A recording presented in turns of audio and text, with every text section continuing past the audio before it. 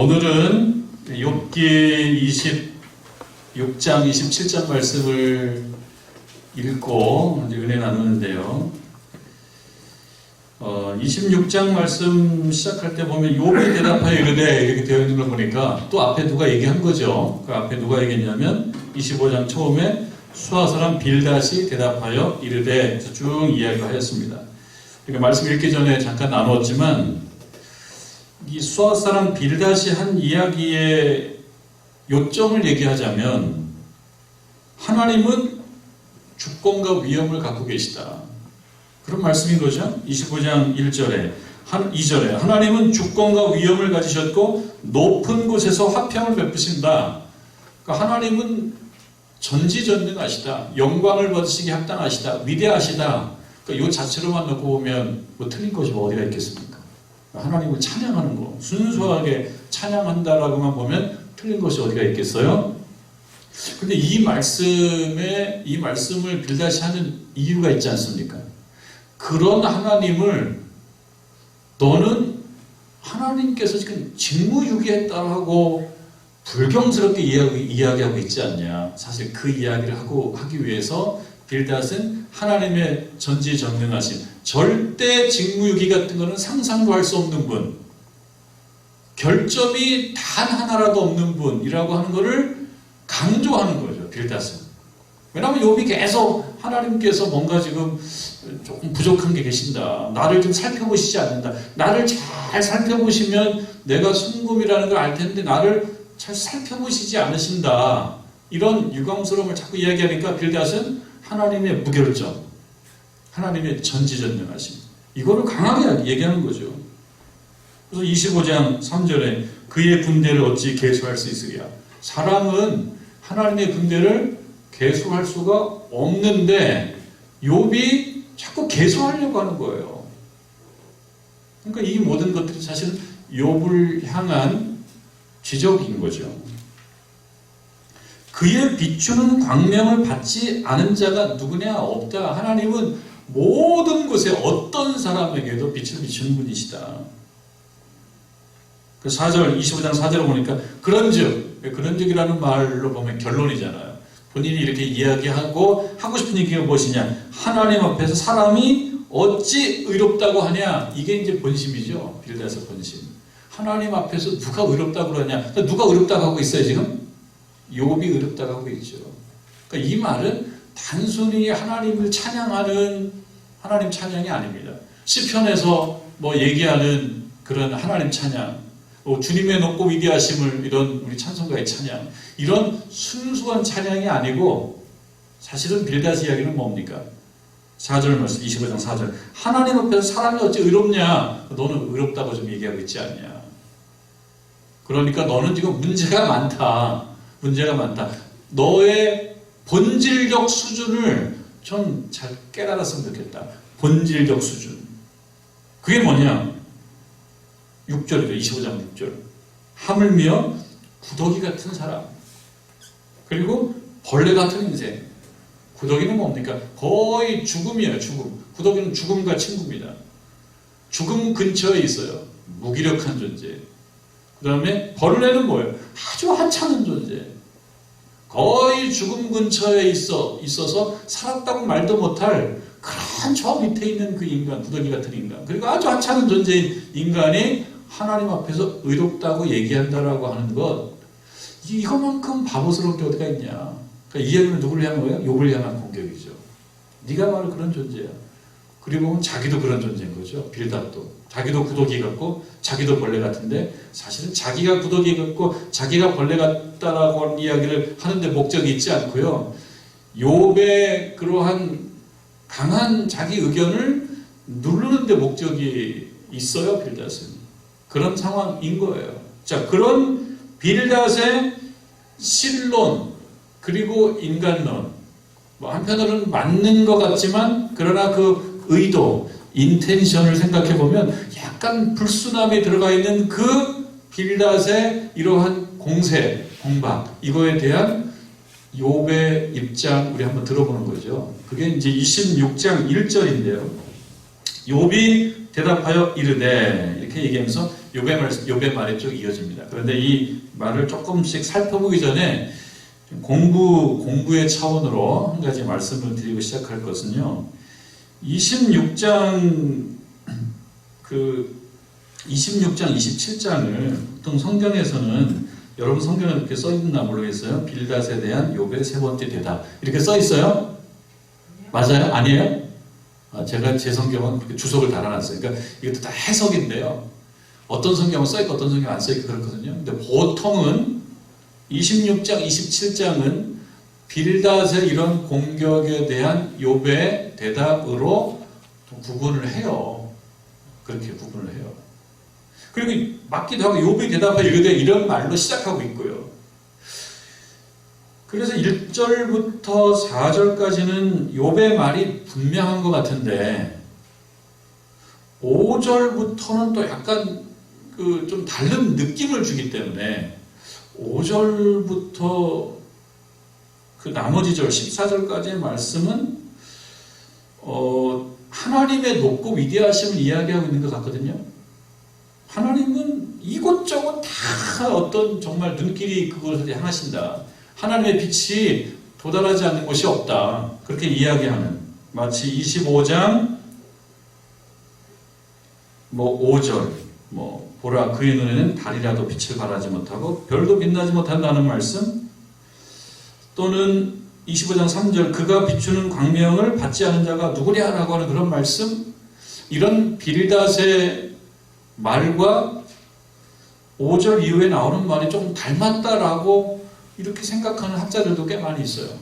그만큼 욥기에 나오는 이 말이 누구의 말인지를 결론을 맺는데 조금 어려움도 있다라고 하는 겁니다. 그러니까 해석하는데 어려움이 있다. 그러나 지금 우리 성경은 다 욥의 말로 이렇게 이어가고 있어요. 욥의 말로 이어가고 있어요. 그리고 27장도 보면 1절에 보면 욥이 또 풍자하여 이르되 이렇게 이야기하면서 27장 처음에 이 말씀이 다 욥의 말이라고 하는 것을 읽는 독자에게 이렇게 지시하고 있어요. 이건 욥의 말이에요.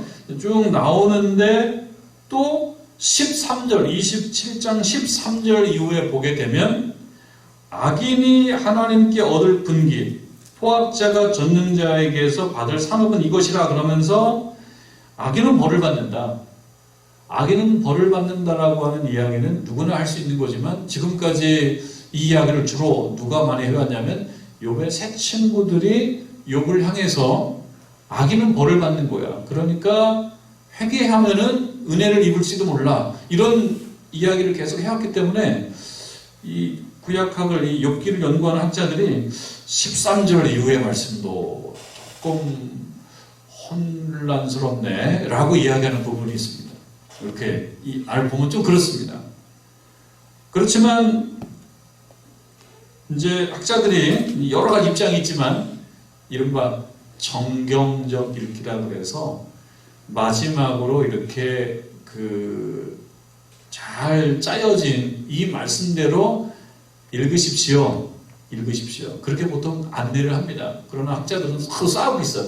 이 말씀이 누구의 말이지? 우리는 그 말을 다 증명하고 또 다 이렇게 파헤치고 할 그런 시간적 여유도 없고 또 그만큼 이 연구에 드릴 어떤 여유도 좀 없어요. 그래서 26장, 27장 말씀 욥의 말이라고 생각하면서 조금 생각해 볼 때 특별히 26장 앞부분과 27장 앞부분 중심으로 보는 것도 의미가 있다 이런 생각을 하게 돼요.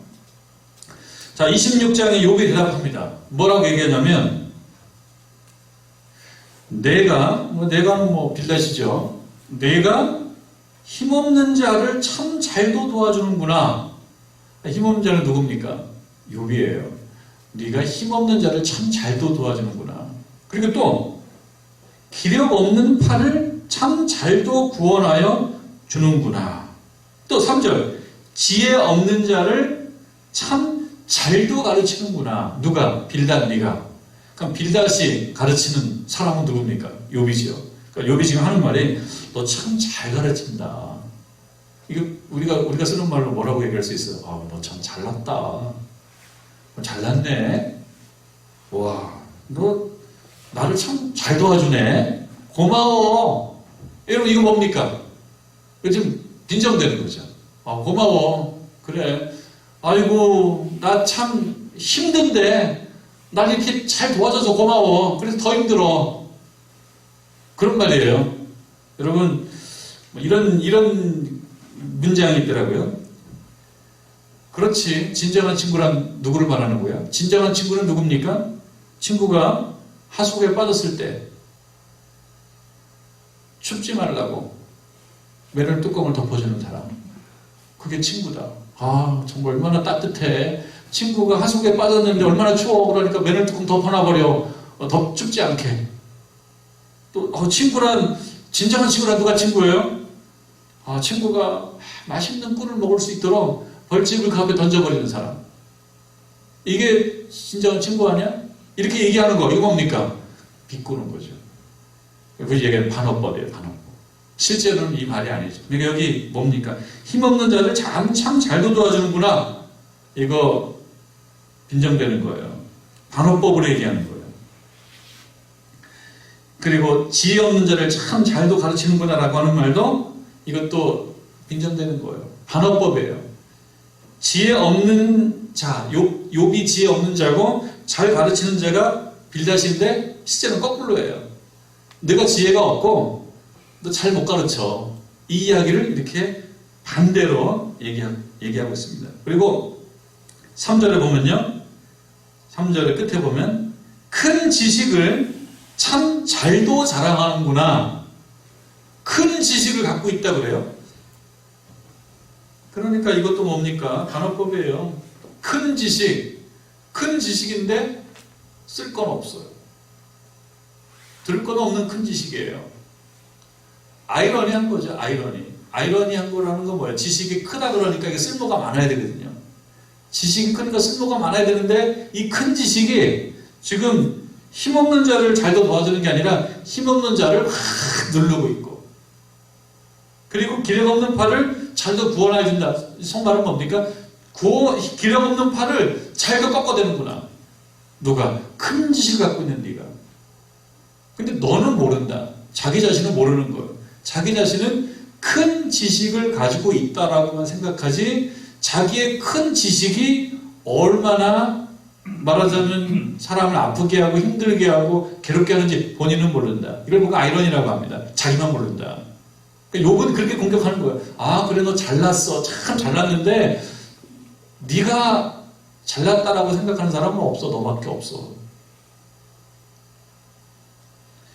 큰 지식은 뭘 얘기하냐면 그 빌닷과 세 친구가 공부해서 배운 오래된 지혜를 얘기해요. 신학적으로 얘기하면 인과응보 신학이라고 얘기합니다. 그러니까 벌에는 원인이 있다. 그런 겁니다. 그리고 아픔에도 원인이 있다. 그 원인은 뭐냐? 아프고 힘들고 고통스러우니까 이거는 죄로부터 온 것이다 라고 도식적으로 생각하는 그 신학. 도식적으로 생각하는 거예요. 모든 상황에 다 적용할 수 있다고 생각하는 거예요. 이것이 욥이 볼 때는 큰 지식이야. 네가 보면 빈정되는 거지. 큰 지식인데 쓸모는 별로 없어. 이렇게 생각하는 거예요.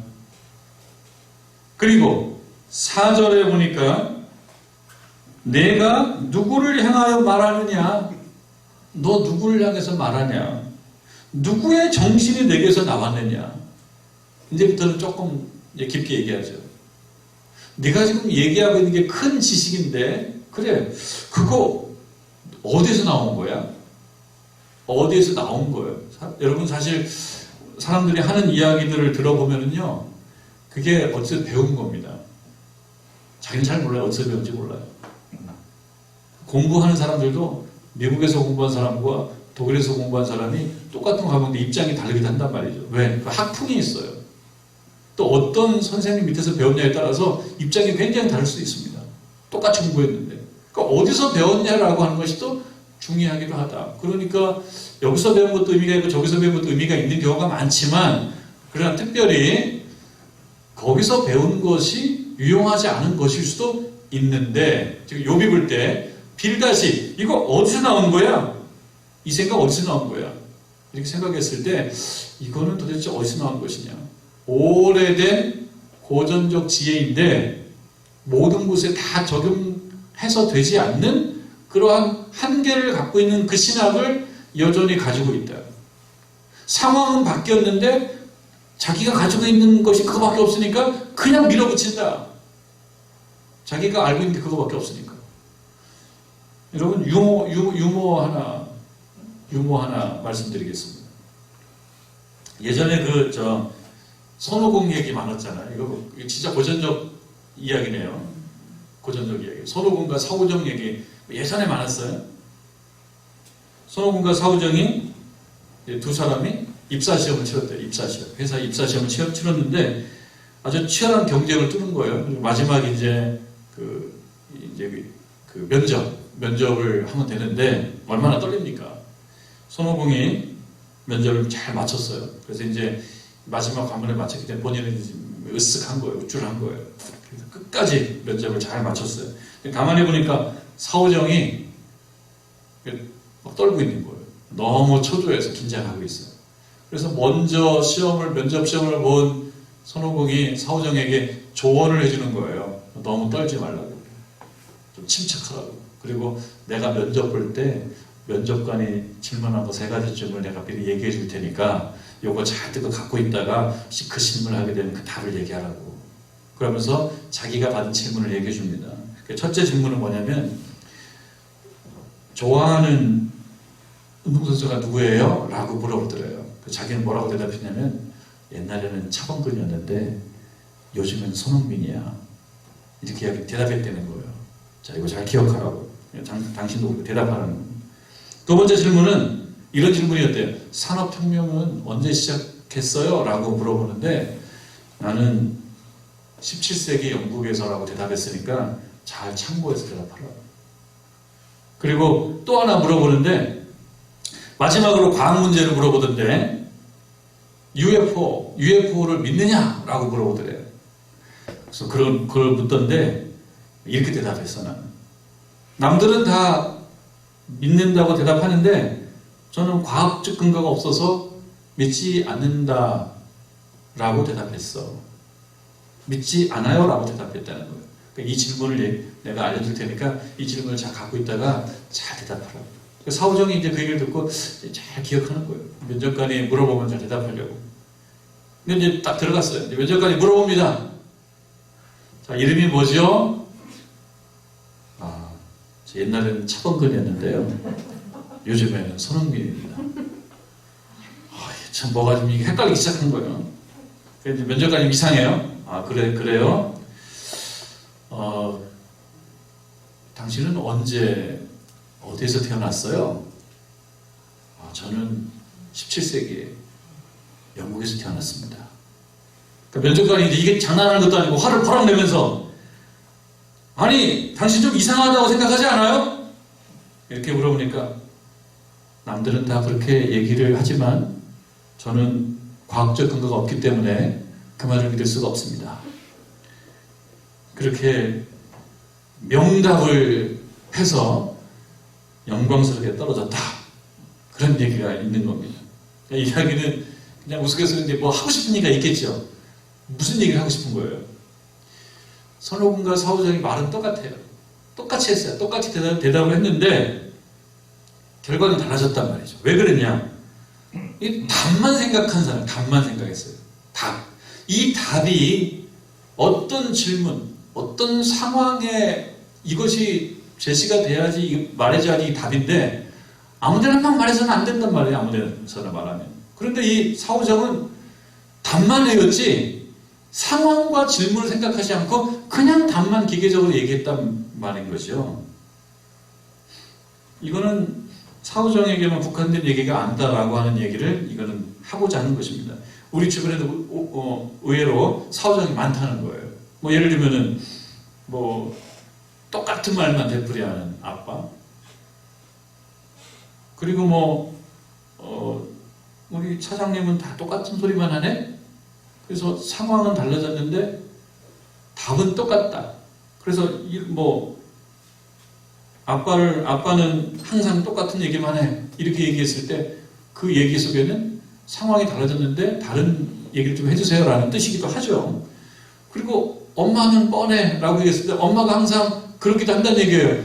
상황이 다르고 또 케이스가 다른데 똑같은 얘기만 한다. 그러면 이제 소통이 안 되는 거라는 거예요. 이 말은 답이 고정되어 있다고 해서 모든 게 그 고정된 답이 모든 상황에 다 맞는 것은 아니다.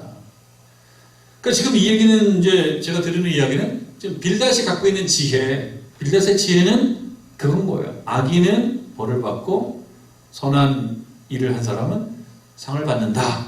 그러니까 이거예요. 이것이 이제 큰 지식이에요. 이거를 누구한테 적용하고 있습니까? 욥에게 적용하고 있으니까 욥의 상황은 어떤 상황입니까? 큰 고통을 당하고 있는 상황이에요. 그러니까 고통을 당하고 있으니까 욥은 어떤 사람이어야 돼요? 죄인인 거예요. 죄인. 그럼 죄인에게 요구되는 건 무엇입니까? 회개하는 겁니다. 욥은 회개를 안 하는 거예요. 자기는 생각해보니까 그런 죄를 짓지 않았거든. 이 이야기를 지금 욥이 새 친구의 이해를 알고 있고요. 이 말씀을 읽는 지금 신자들, 독자들도 알고는 있잖아요. 우리는 이 욥기서 1장, 2장을 읽어서 하나님께서 욥이 죄가 없이 의로운 존재라고 생각한다는 걸 우리는 알고 있지 않습니까? 그러니까 사실은 새 친구, 이 빌닷도 욥에 대해서 뭘 모르는 거예요. 하나님이 욥을 죄인이라고 생각하지는 않거든요. 악인이라고 생각하지 않거든요. 근데 빌닷은 자기가 알고 있는 답안이 있어요. 그 답안이 어떤 겁니까? 큰 지식이에요. 큰 지식. 지식은 큰데 안 맞아요. 이걸 보고 아이러니라고 하는 것입니다. 오늘날 우리도 신앙생활 하면서 우리가 알고 있는 큰 지식이 있는데 이것이 모든 상황에 다 맞냐? 꼭 그렇지 않다는 거예요. 또 여기 나옵니다. 내가 누구를 향해 말하느냐? 누구의 정신이 내게서 나왔느냐? 누구의 정신? 너 머릿속에서 나온 그 입장, 그 신학, 이거 누구로부터 어디서 나온 거냐? 이걸 해석하는데 몇 가지 접근의 가능성이 있는데 한 가지는요. 누구의 정신이냐? 이것이 누구의 스피릿이냐? 이렇게 물어보거든요. 누구의 스피릿이냐? 누구의 정신이냐? 빌닷의 스피릿, 네 스피릿은 어떤 것으로 하나님의 스피릿이냐 아니면 또 다른 거의 스피릿이냐? 이렇게 물어보는 거기도 합니다. 그러니까 이 말이 하나님한테 듣고 하는 얘기냐? 네 말, 네 생각이냐? 이 말이기도 한 거예요, 사실은. 누구의 정신이 내게서 나왔느냐? 사실은 네가 지금 하나님이 이런 분이시고 인간의 죄와 악에 대해서 이렇게 얘기하니까 그게 하나님이 이야기해야 되는데 너 하나님 얘기 듣고 말하는 거냐? 아니면 네 생각이냐? 빌닷은 당연히 이것이 하나님 생각이라고 얘기하죠. 근데 지금 이 말은 뭡니까? 빌닷이 그렇지 않다는 거예요. 틀렸다는 것입니다. 빌닷이. 그래서 우리가 이 말을 듣고 생각할 때 하나님의 영에 의해 감동되지 않은 자기의 생각을 빌닷이 얘기하고 있으면서 자신은 정답을 얘기하고 있다고 믿고 있거든요. 혹시 우리도 그렇지 않은가를 질문해 보는 거예요. 예를 들면은요, 우리 대화하면서도 내가 기도해 보니까 권사님이 틀렸어. 그러면 안 돼. 그렇게 하지 마. 그러면서 뭐라고 얘기합니까? 내가 기도해 보니까 하나님이 나에게 말씀해 주시는데 권사님이 틀렸대. 이 말만 보면은 맞는 얘기죠. 왜냐하면 기도해 보니까 하나님께서 나에게 주신 뭔가가 있어요. 근데 이것이 정말 그러면은 맞는 얘기인데 어떤 위험이 있냐면 자신의 생각을 마치 하나님께서 그렇게 생각하시는 것처럼 하나님의 권위를 싹 입혀버리는, 포장만 입혀버리는 수도 있더라. 누구의 예를 통해서 볼 때? 빌닷의 예를 통해서 볼 때. 그러니까 우리들도 생각해 볼 때 함부로 할 말이 아니라는 거죠. 내가 기대해 보니까 권사님 틀렸어. 이렇게 함부로 얘기할 것은 아니다. 그래서 꼭 틀린 말은 아니지만 자신의 생각을 하나님의 생각으로 함부로 포장해서는 안 되고 내가 갖고 있는 그 신학과 나의 생각이 정말 하나님의 것이었느냐라고 하는 거에 대해서 겸손히 자문을 할 수 있어야 된다. 요즘에 외신에 많이 나오는 이 외신 뉴스 중에 지금 이스라엘과 팔레스타인이 전쟁을 하고 있단 말이에요. 전쟁을 하고 있다고 얘기해야 되는지, 우리도 이제 기사로 읽은 내용으로만 좀 이해를 하게 되는데요. 이 이스라엘 땅에는요, 이스라엘 사람, 유대인들이 있고 팔레스타인 아랍 사람들이 있어요. 그런데 이 아랍 사람들이, 이 팔레스타인 사람들이 사는 지역이 크게 두 부분으로 나누어져요. 예루살렘 중심으로 한 요단 근처, 웨스트 뱅크라고 한대요. 웨스트 뱅크에 팔레스타인 사람이 살고 있고요. 그리고 지중해 연안에 있는 조그만 지역이에요. 가자라고 하는. 그래서 신문에 가자라는 지역이 많이 나옵니다. 가자지구. 그게 이제 성경에도 가사 연관되어 있는 건데요. 그래서 크게는 가자가 있고 웨스트 뱅크가 있는데 지금 싸움은 이 가자하고 이스라엘하고 싸우고 있어요. 그래서 가자 지역에 말하자면 아랍 무장 세력이라고 알려져 있는 하마스라고 하는 무장 단체가 있다라고 알려져 있는 거예요. 그래서 하마스가 로켓을 쏘는 거예요. 로켓을. 그리고 지금 아이언돔이라고 하는 로켓 요격 미사일이 있는데요. 그거를 한 발에 한 5천만 원에서 9천만 원 정도 한답니다. 한 발에. 근데 한 95% 정도를 요격해서 맞췄대요. 그러니까 지금 일방적으로 전세는 이스라엘이 우세한 거죠. 그리고 실제로 사망자도 팔레스타인 사망자가 그러니까 이스라엘 사망자는 팔레스타인 사망자의 10%가 안 돼요. 훨씬 더 많이 이제 사망을 하고 있어요. 자, 이런 상황을 보면서 세계적으로 이 상황을 많이 평가하죠. 그리고 제가 신문을 보니까 미국의 할리우드의 배우들도 자기 입장이 나눠지더라. 이 입장이 확 나눠지더라. 우리들 입장은 어디에 있냐? 제가 네이버 같은 데 나오는 기사를 쭉 읽어보고 그 기사 아래 딸려져 있는 댓글을 쭉 읽어보니까 많은 경우는 다 팔레스타인의 문제가 크다. 이렇게 나오더라고요. 대부분의 한국 사람들이 그러니까 왜 너희들이 로켓을 쏴서 그렇게 문제를 일으켜? 로켓을 쏘지 말지. 이렇게 얘기를 많이 하더라고요. 그러니까 하마스는 무장 단체라고 많이 알려져 있기 때문에 하마스가 문제가 있다라고 생각하는 경향이 커요. 그런데 또 한편으로는 팔레스타인 사람들도 똑같은 사람이란 말이에요. 똑같은 사람. 그리고 그 지역에서는 또 약자이기도 합니다. 무장 세력도 있지만 그러나 민간인들은 또 약자이기도 해요. 훨씬 가진 게 적고 무기체계도 훨씬 열악하고 사는 것도 훨씬 가난하고 그 다음에 가자라고 하는 데는 통제되어 있어가지고요. 섬 같아, 섬같이 되어 있고 그러니까 좀 불쌍하다. 그러니까 이 관점에서 보게 되면 이스라엘이 좀 너무한다. 이렇게도 말할 수가 있는 거예요. 그런데 많은 경우는요. 하마스는 무장 테러리스트, 이스라엘은 성질을 안고 있는 그러한 성스러운 민족, 이런 어떤 선입견이 딱 들어와 있으니까요. 이것부터 그냥 평가해버립니다. 잘 모르고. 근데 우리들도 어떻습니까? 우리는 기독교들 아닙니까? 기독교. 근데 지금 팔레스타인은 이슬람이거든요. 그러니까 이걸 종교적으로 생각해보면 팔레스타인 좀 또 정신을 더 차려야 된다. 이렇게 생각할 수도 있고요.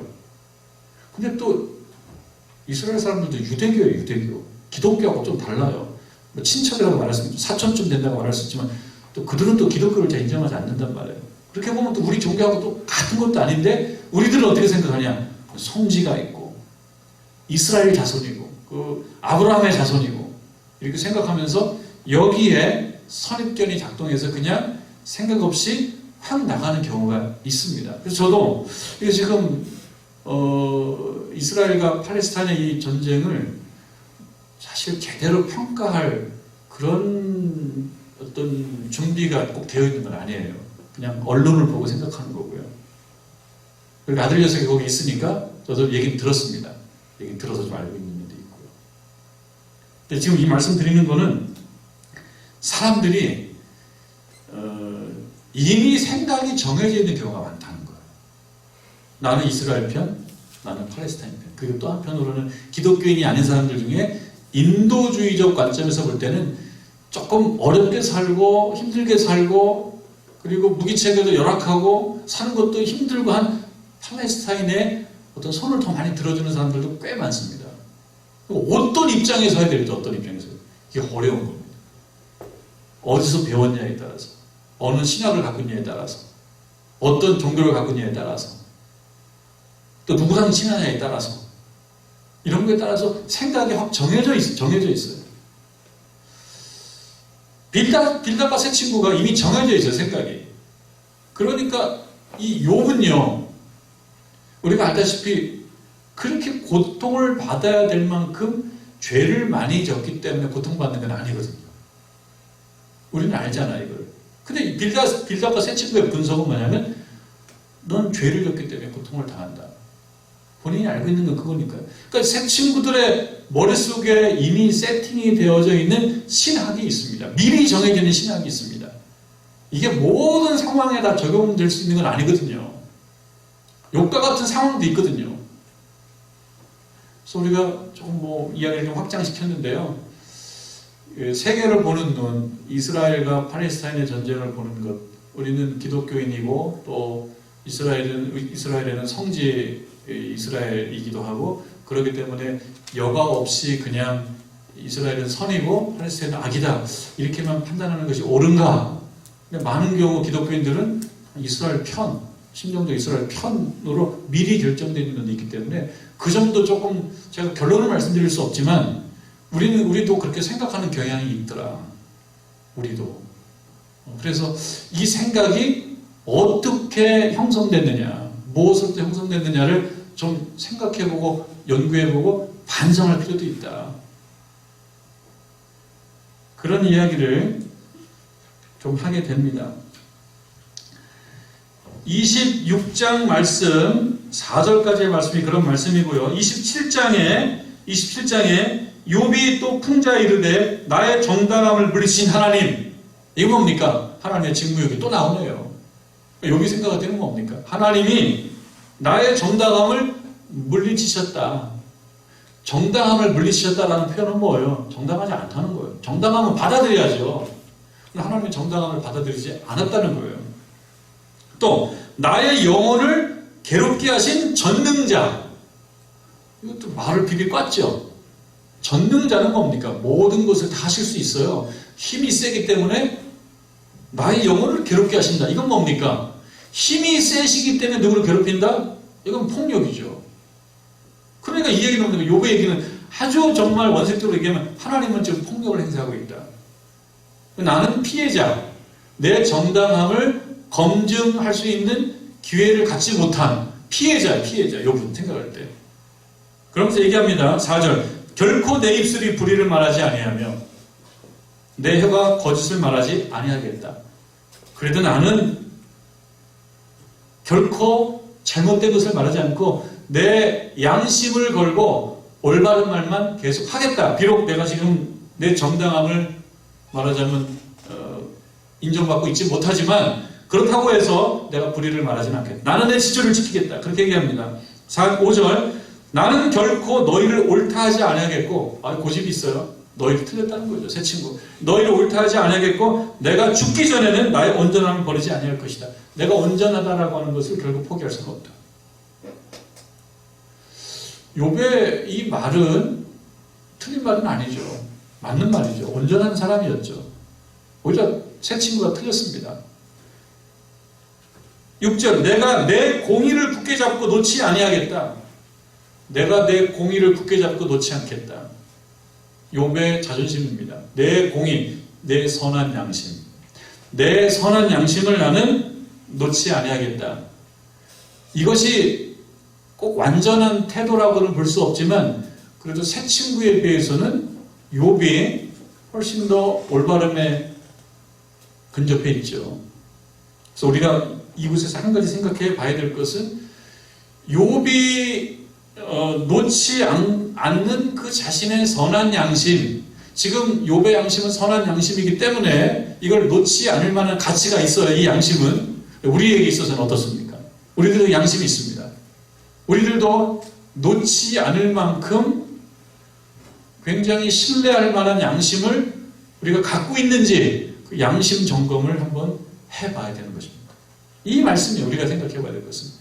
욥이 지금 굳게 잡고 놓지 않아야겠다는 그 공의, 우리들도 우리들의 공의가 있습니다. 공의가 있어야죠. 공의가 있어야 됩니다. 우리가 놓지 않겠다라고 얘기하는 그 공의가 빌다처럼 잘못된 큰 지식인 건지 아니면 욥처럼 사실 진실에 근거한 그러한 공의인지 우리 스스로에 대해서 한번 질문해 보면서 우리들 또한 양심이 있고 공의가 있는데 깨끗하고 거룩한 양심과 공의를 유지할 수 있기 위해서 우리가 말씀에 비추어 우리들을 잘 점검해보는 그런 자세가 필요하겠다. 그 이후의 말씀들은 좀 중복되는 말씀이기도 하고 그리고 문학적 표현들도 굉장히 많고 그래서 세세하게 살펴보지는 않겠습니다만 우리가 빌닷의 그런 태도와 욥의 태도를 보면서 우리들의 모습을 한번 생각해보는 그런 시간 되시기를 바랍니다.